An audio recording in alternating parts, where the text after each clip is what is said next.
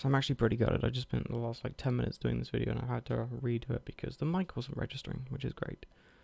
But I'll try and keep this as short as possible. I don't want it running off too long because it is not a very interesting story. But basically, somebody on Instagram, day before yesterday, I think it was, pretty much just said what happened. Why am I still living at home with my mum? Why am I not working? Why do I not have my own place? Just sort of what the hell happened, sort of thing.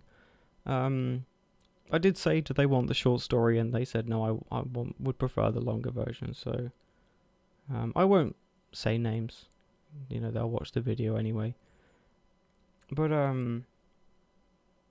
it's fucking annoying having to redo this. I just like, it's not easy to say either. So having to redo a shitty piece is not fun. But I'll try and shorten it. Worked at McDonald's for 3 years. 2 years I spent doing nights. I started at 16, and then the Halloween before my 19th birthday. So I'm born in January, so it would have been the Halloween before. Guy comes through on foot, which is against policy. You can't serve them. Demands to be served. I of course say I can't serve you. No, it's against. If I serve him, I get fired. It's that simple. And he basically brandishes a 7-inch kitchen knife. I give or take. I don't know, just a big old kitchen blade. And naturally, I stepped back a few paces and was sort of a bit shocked. Managed to shut the window, but and then the police were called. Apparently, he'd actually punched someone in the car park, so the police were called. They responded to that, and the police just left within like 10 minutes because they took a description of the guy and they left. And I spoke to my manager and said, "What about me?" And he just said, "Oh yeah, we didn't think it was important," and that really hurt. Really, really stung. I was like, wow, I've been a solid employee. I've had, never had a single complaint in 3 years of working. Never a single complaint against me in 3 years at McDonald's of all places. I was really proud of that. And to get brushed off, it's like, oh, I was held at, somebody brandished a knife against me. And the response I got was, we didn't think it was important. So I think that was when the depression really started to kick in, at least first manifested. That was pretty gut-wrenching to hear that, they didn't, I could have been stabbed and they just didn't think it was, they didn't class me as important enough. Whereas some random employee that hadn't had a shift in like a week getting punched in the car park because he was acting like an ass, I was pretty gutted. And I ended up by the end of the year had severe anxiety, and I was having anxiety attacks at work. I basically became so ill I physically couldn't leave the house, and I eventually obviously didn't have my job anymore. And I had a condition. I basically developed a condition known as agoraphobia, where it's very similar to PTSD. If you think of post-traumatic stress disorder, it's very similar. Except you are restricted to your safe space. It's like 90% the home. Some people have had it for like work, some people have had it for the gym, other places, but it's more often than not the home. And of course, because I was still living here at the time, that was it. It's just, kicked in from there. And I missed 2 very important funerals due to my agoraphobia, and that really hit home. I had a mentor during school passed away, and I had a classmate who died at 23 to a brain tumor. Couldn't attend either funeral. I still don't know where they're buried to this day. Like 6 years later, there's a fucking fly on my face. So that was really gutting, and I think that's when the depression really kicked in. And then, of course, my health just plummeted. I ended up losing a lot of weight.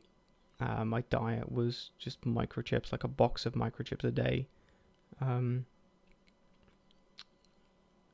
Just horrendous stuff. I was bedridden for the better part of a year. I was going for a poo maybe once a month. I developed severe hemorrhoids. My irritable bowel syndrome, which was manageable at that time, just became unbearable. Like everything I ate flared up, and my diet's been restricted to basically nothing. It's really bland and plain foods, which does. There's something on my face and it's really annoying me. Sorry. What is it? It's a hair, I think. I've missed lots of important events. I had to watch as friends got married, had kids, moved on with life, and I couldn't. To this day, I still can't get on with stuff. I've been single for 8 years. Maybe a bit longer than 8 years. Actually, I've been single for about 10 years. I've had no interactions with any female really since, so I get attached far too easily, which of course is not very good for me at all. I come across as very clingy, and then of course I end up getting ghosted quite easily. I'm on all the dating apps and I've had literally no matches at all. They even tell you how many times you've been liked. I think at the moment I'm on 1, and that's on Tinder. And it was on 2 for reference. I was on 2 likes on Tinder, and it's now down to 1. So it's not been fun. I'm trying to get back on track and everything, but it's hard, man. Tried contacting connections and support workers and stuff, and I had 3 support workers for a month each, and it was I had one, he'd do some work, I had the second one, and he'd basically repeat what the first guy did, and then having that 3 times in the span of a year. So in 10 years I've had probably a week,